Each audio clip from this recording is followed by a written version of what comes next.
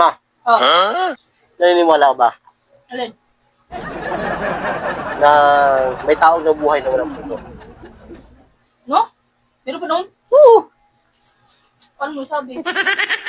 Naalala mo, tanda mo isang araw, nag-aaway si Mang Berto dyan, ang asawa niya. Oh. Hindi ka matawa. Babae naman kasi involved eh. Bakit? Yawa talaga. Ano naman ba yun? Ang sabi ni Mang Berto, Oh.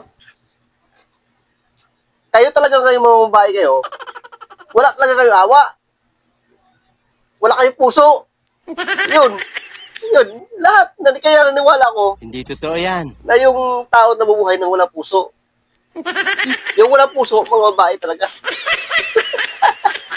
Meron pa doon? May tao bang walang puso? Mga babae yan, sinabi ni Mang Berto eh.